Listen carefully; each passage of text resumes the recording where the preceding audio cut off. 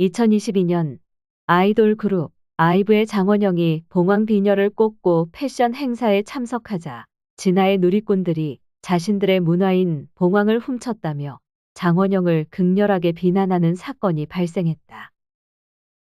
장원영이 착용한 비녀는 봉황을 디자인한 은 소재의 제품으로 대한민국 전통 공예 기술을 고수해온 국내 브랜드의 제품이었다. 봉잠은 조선 궁중에서 중요한 행사가 열릴 때 내명부의 여성들이 애용하던 장신구였다. 논란이 된 봉황은 과연 진화인들의 전통 문화인가? 그리고 진화인들이 주장하는 것처럼 용은 황제의 상징이고 봉황은 제후의 상징일까? 자세히 살펴보도록 하자. 용을 주된 토템으로 하는 한족과 달리 이족으로 불렸던 동이족은 새를 상징하는 토템을 가졌다. 동이족의 새 토템은 하늘의 자손이라는 천손 사상을 바탕으로 하는 천신숭배 사상의 중요한 상징이었다. 우리 민족은 새가 하늘의 신과 땅 위에 사는 사람을 연결해주는 매개자라고 믿었다. 큰 새의 깃털을 사용하여 장례를 지내는데 그것은 죽은 사람이 새처럼 날아오르라는 뜻이다. 그래서 통치자는 천신을 상징하는 새 모양의 장식과 문양을 사용했다. 고대 국가 건국 시조의 신화가 새와 관련 있는 것도 이러한 이유 때문이다. 고구려의 주몽, 신라의 박혁거세, 김알지 등이 새의 알에서 태어났다는 기록은 이와 같은 동이족의 천손 사상을 말해준다. 봉황의 원형이 동이족을 상징하는 삼조고라는 점에 주목해야 한다. 동이는 근본적으로 태양을 숭배하였다. 그 태양의 흑점을 세 발 달린 검은 새로 보아 이 삼조고를 천상의 신들과 인간 세계를 이어주는 신성한 새로 여겼다. 산해경의 기록을 보면 부상의 가지에는 10개의 태양이 달려있고 태양은 함지에서 목욕하고 탕곡에서 돋아 부상의 꼭대기 위로 솟아오른다고 하였다. 한 개의 태양이 오면 한 개의 태양이 나가는데 태양새가 해를 운반한다. 탄곡 위에 부목이 있다. 한 개의 태양이 오면 한 개의 태양이 나간다. 모두 검은 새에 실려 있다. 오는 까마귀를 뜻하는 것이 아니라 하늘의 뜻을 전하는 메신저로서 하늘새와 태양새를 의미한다. 우리의 모든 역사적 유물에 등장하는 삼조고는 머리에 둥글게 말린 벼이 있고 날개의 크기도 더 크고 화려하다. 이런 모습은 까마귀가 아니라 주작이나 봉황의 모습에 더 가깝다. 동아시아 국가에서 화하족은 용을 토템으로 삼았고 동이족은 새를 토템으로 삼았기 때문에 화하족을 조상으로 하는 한족은 용을 천자의 상징으로 삼았고 동이족을 조상으로 하는 한민족은 상서로운 삼조고 주작, 봉황을 토템으로 삼았다. 삼조고, 주작, 봉황은 불과 대륙 문화를 상징하고 용은 물과 농경 문화를 상징한다. 봉은 신의 새이다.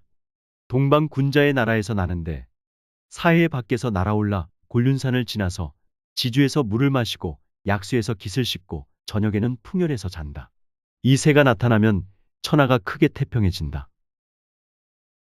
우리나라는 옛날부터 동방의 의지국으로 일컬어졌고 봉황은 동방의 군자 나라에서 태어나 하늘을 난다는 말을 상기시켜 볼 때 봉황과 우리 결의와의 밀접한 관련이 있음을 알 수 있다.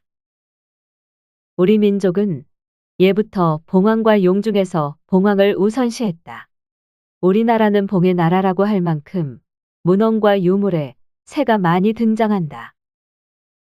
봉황은 수컷인 봉과 암컷인 황을 함께 지칭하는 것으로 알려졌지만 봉과 황의 원래 뜻은 봉은 바람과 큰 새를, 황은 새 중의 왕과 태양을 의미한다. 따라서 현조인 삼조고나 봉황 모두 태양새를 지칭하는 신조임을 알 수 있다. 곧 삼조고가 분화 발전하는 과정에서 시대에 따라 통합 변천된 것이 바로 봉황이다. 해뚜름 문양 금동장식은 1941년 평양시 북쪽에 있는 진파리에서 출토되어 현재는 북한의 국보로 지정되어 있다. 중앙에는 태양 가운데 서 있는 세 발 달린 검은 새, 즉 삼조고를 새겨 넣었다. 그 위에 봉황이 나래를 펴고 앉아 있고 아래에는 용 2마리가 새겨져 있다. 태양 속 삼조고를 장식의 가장 중심에 둔 것은 삼조고가 바로 천재를 상징하기 때문이다. 그 주위에 봉황과 용이 태양을 호위하듯이 둘러싸고 있다. 이 해뚜름 문양 금동 장식은 동이족의 핵심 토템이 무엇인가를 가장 잘 나타내는 유물이라고 할 수 있다. 이 금동 장식은 천재 해모수가 오룡거를 타고 하늘에서 내려오는 모습을 연상케 한다. 단곤고기에 이르기를 천재가 태자를 보내어 부여 고도에 내려 유람케 하니 이름이 해모수이다. 해모수가 하늘로부터 내려오는데 오룡거를 타고 종자 100여인은 모두 흰 고니를 탔는데 채색 구름이 그 위에 뜨고 음악 소리가 구름 가운데에서 울렸다. 웅심산에서 머물러 10여 일을 지내고 비로소 내려왔다.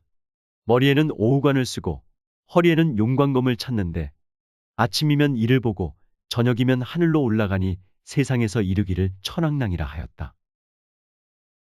해모수의 모습을 묘사한 기록을 보면 해모수는 바로 태양신, 천신을 의인화한 것이다.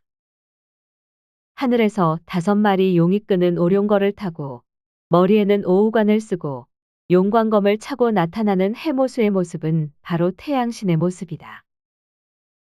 오우관은 태양새인 삼조고의 깃털로 동이족 천재의 아들을 상징한다. 아침에 정사를 보고 저녁에 하늘로 올라간다는 것은 하루 동안에 일어나는 태양의 운행을 상징하고 있다. 여기서 해모수로 표현된 천신은 곧 태양을 의미하며 태양 속 삼조고를 말하는 것임을 알 수 있다. 동안시대 모씨 가문의 묘지에 세워진 모씨 사당의 화상석에는 환웅과 단군의 역사로 보이는 그림이 기록되어 있다. 동이족으로 추정되는 등장인물들은 모두 날개를 달고 있으며 용이 끄는 마차의 모습은 해모수의 오룡거를 연상시킨다. 김재원 선생은 구름 속에서 수레를 타고 있는 신인을 환웅으로 해석하고 날개를 단 인물들을 환웅이 데리고 온 풍배, 운사 등의 무리라고 해석했다. 이 화상석에서 용은 단지 천재를 호위하고 수레를 끄는 역할을 맡을 뿐이다. 백제예술의 정수인 백제 금동대향로는 충남 부여 능산리에서 발견되었으며 높이 64cm, 무게 11.8kg으로 하늘과 조상의 제사 지낼 때 향을 피우던 금동제기이다. 맨 꼭대기의 봉황은 천지를 응시하면서 턱 밑에 태양을 끼고 당당하게 가슴을 내민 자세이고 향로의 받침으로 사용된 용은 발톱으로 땅을 디디고 입으로 향로의 본체를 문 형상으로 향로를 떠받치고 있다. 진화인들은 백제 금동대향로가 자신들의 수출품이었거나 영향을 받아 제작되었다고 주장한다. 그러나 진화인들의 대표적인 향로인 박산로에는 용은 있으나 봉황은 없다. 우리 민족이 용보다는 봉황을 더 중시했다는 사실을 이 향로로 알 수 있다. 조선시대 의장기였던 주작기를 보면 삼조고와 주작의 관련성을 확인할 수 있다. 세종실록에는 날개를 활짝 편 채 서 있는 머리 3개, 다리 3개의 주작이 그려져 있다. 삼조고의 형태가 변형되어 내려온 것이라고 볼 수 있다. 만주, 한반도뿐만 아니라 대륙에서 삼조고가 나타나는 지역은 산동과 하부, 하남, 강소 등 진화의 동부 지역이다. 이 지역은 오래전부터 동이족의 거주지였다. 황하 문명보다 1000년 앞선 홍산문화 유물에서 봉황과 용의 모습을 한 옥기가 출토되고 있다. 홍산문화 유적지는 적석총, 빗살무늬 토기 등이 다량 출토되어 한민족 계통의 신석기 유적일 가능성이 매우 높은 곳이다. 이곳에서 발굴된 봉황과 용의 옥기는 황하 문명보다 1000년 앞선 것으로 대륙에서 가장 오래된 것이다. 진화 정부는 천하 제1용이라고 하여 이 용 유물을 중화민족의 첫 번째 용 유물이라고 홍보 중이다. 이러한 사실은 봉황과 용의 기원이 어디인지를 명확하게 보여준다. 봉황과 용은 요하 지역에서 황하 지역으로 전파된 것이다.